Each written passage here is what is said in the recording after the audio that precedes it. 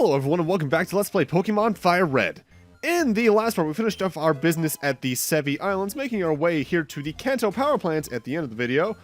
And now we're going to explore this place. This place is purely optional and the most out there of standards, and there's a Pokemon you can find here.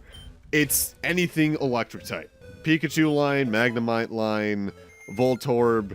If you're playing FireRed, yeah, you can also find Electabuzz here, which is the equivalent to Magmar in terms of the exclusives. Also, you can find Electrodes and two particular Pokeballs around here. I forget if we ever seen Electabuzz in the main storyline, so I'll just go over it now. It's pure electric type, so that means it's weak to Disc Ground.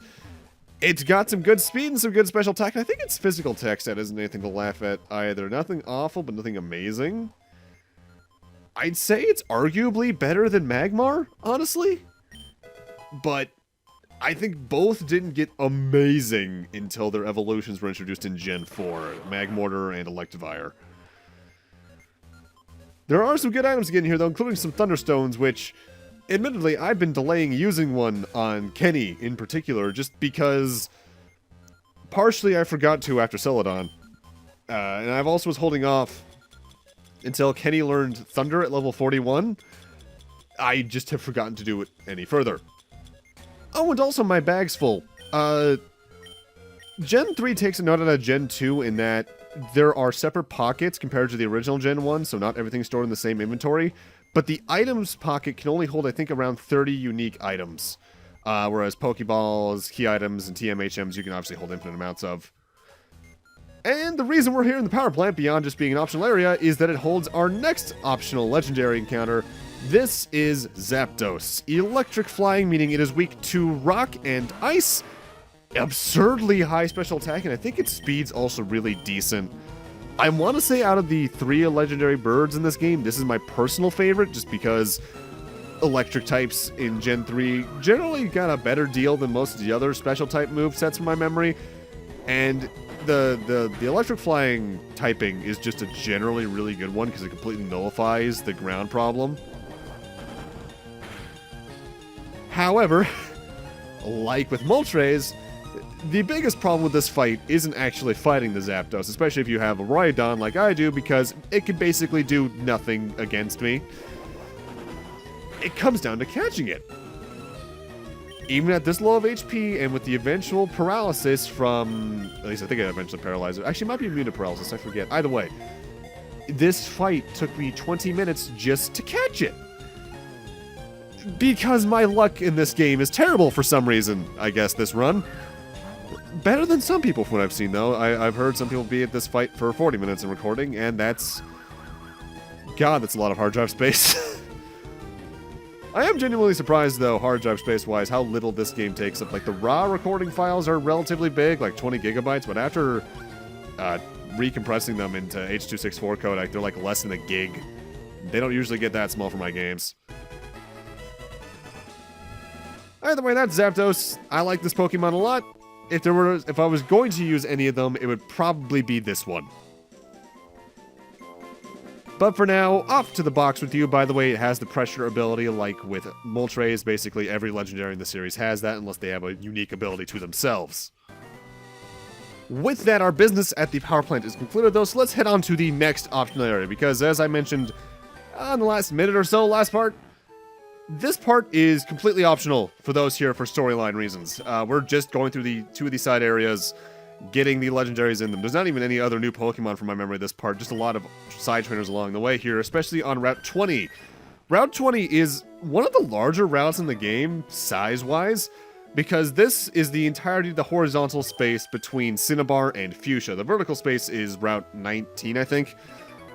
And if you were going to Cinnabar without going to Pallet, you can actually be going the complete opposite direction, because the dungeon here has two entrances. The one here from Cinnabar is useless. I only came here to show off the trainers that you can fight along the way, and I'm not even showing off any of their Pokemon because none of them are new, and none of those trainers are required.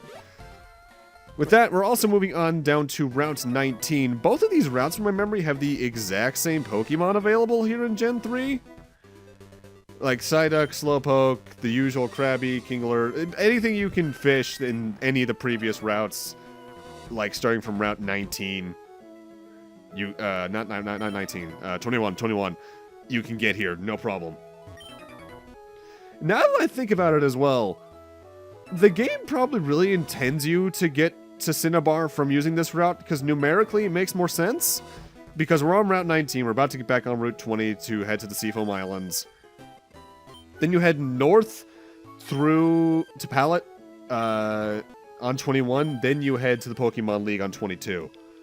That makes a lot more sense. I've never done that.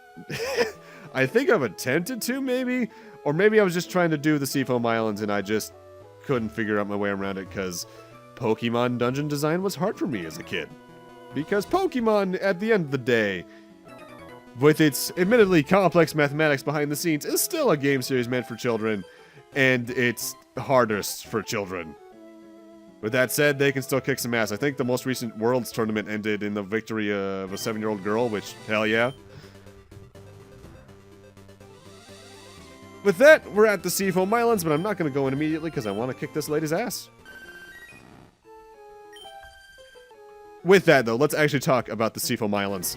You can only finish the Seafoam Islands by entering from the left exit, which you need to get to from the east.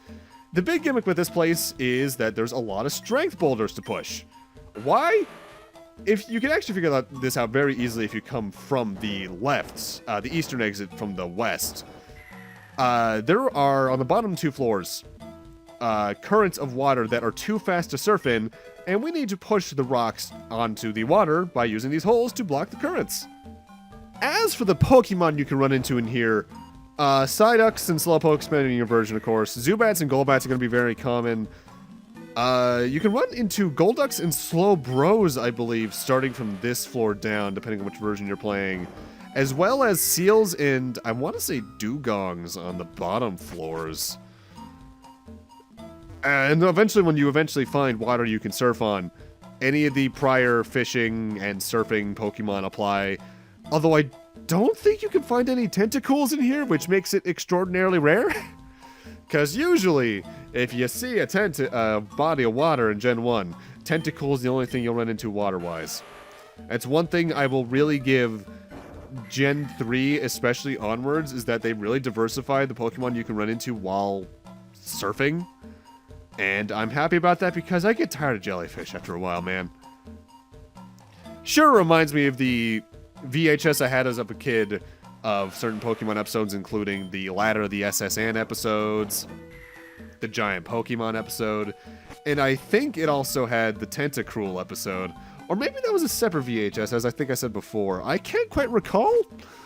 Our VHS collection, we mostly got rid of it over the years. I still have some in my closet of some Disney movies. I think like 2 episodes of Power Rangers Lightspeed Rescue. And if we still have the Pokemon ones, they're probably in the basement. Most of the items you're going to find in here are just the usual restore PP, so on and so forth. Though something that I like about this place, Mount Ember and the power plant, is that there are a free 2 Thunder, Fire, and Water Stones for each respective area for its element. And I'm a fan of that just because in the case you don't want to shell out the admittedly cheap amount of money to get one at the Celadon store, you can get a couple here no problem.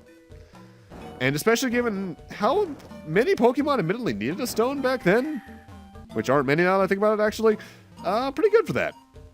Speaking of stones, that reminds me, there's something I should actually show off in post-game at some point probably. In the case you don't care to catch every Pokemon, but you still want to get them all registered in your Pokedex, something you can do from the moment after you leave Bill's house, I think, after your first visit in Cerulean City, you can immediately walk back in and check his computer for some Pokedex data. Namely, it'll just enter all of the 3 evolutions into your Pokedex. Vaporeon, Flareon, and Jolteon, no problem. The only reason I haven't done that is... yeah, I forgot. Just plain and simple. With that, though, we are about at the end of the Seafoam Islands. It's not a very complicated area, but I still got lost in it as a kid. And, of course, in it is our 3rd legendary bird. This is Articuno, not Arctic-Cuno, like I thought it was for quite a bit of my childhood. This is an ice flying type, meaning it is weak to Rock, Steel, Fire, and Electric, I think? This thing is the tanky member of the birds. I think its defenses are its highest stats, particularly its special defense. I think it's the slowest, but I think it's got a good move set, even to start. Like, Ice Beam's really good. That's more powerful than the Aurora Beam Chris has at the moment. And it has the Mind Reader move, which is a bit of a weird one, given that it's very anti-my strategies, but it's very useful. What it does is it makes it so that the next move you use is guaranteed to hit. Meaning, you could use that and then use a very low accuracy move that's very powerful and not have to worry about a thing. You just need to make sure you can survive onto that second turn. Which for some people isn't too bad of a thing. Less so for me. Otherwise, I think it also has agility and mist. I forget what mist does off the top of my head. I want to say that might make it so that missing is more likely. Oh, you know what? I think it prevents any stats from being lowered. I think they could still be raised, but like say you throw out a Growlithe and it has Intimidate, Articuno's attack stat won't lower. It's not very useful. That's more of a move for either competitive battling or multiplayer in my eyes, which I guess is kind of the same thing now that I think about it. And it's just kind of pointless for a wild Pokemon to use it. I think Gen 4 would have no, actually, I know Gen 4 has an exclusive HM just for getting rid of it called Defog, which I absolutely hate, because why did that need to be an HM? Why is Mount Coronet so complicated with its HM uses? I hate Mount Coronet. I hate it so much. Thankfully, though, Articuno was a much easier fight for me in the long run. It didn't take me 20 minutes, it only took me 12 after the cut.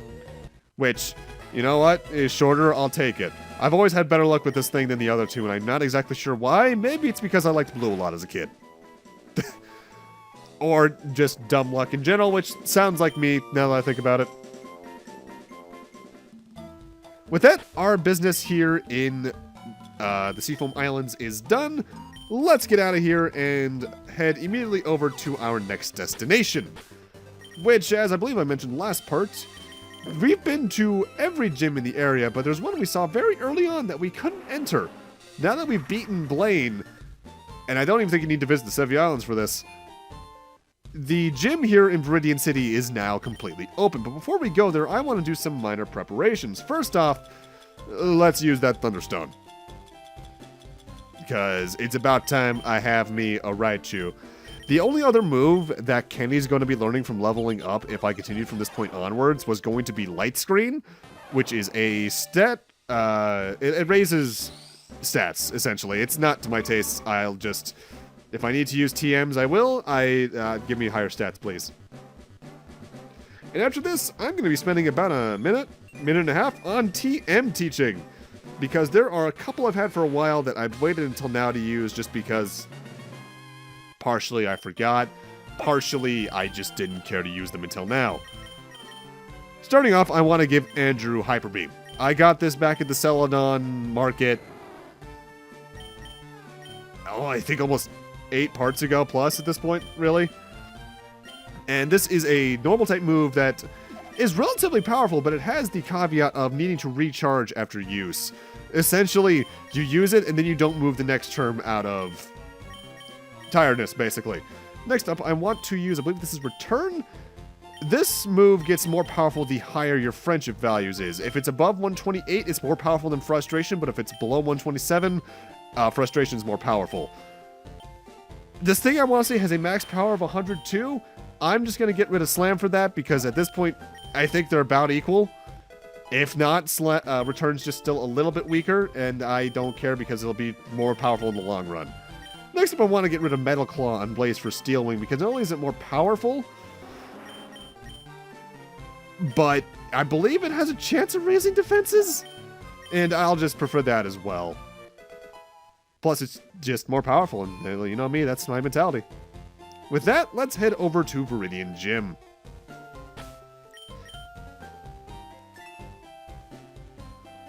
I don't know why I showed my ID there. I think I was going to actually do the introduction about this gym then, but oh well.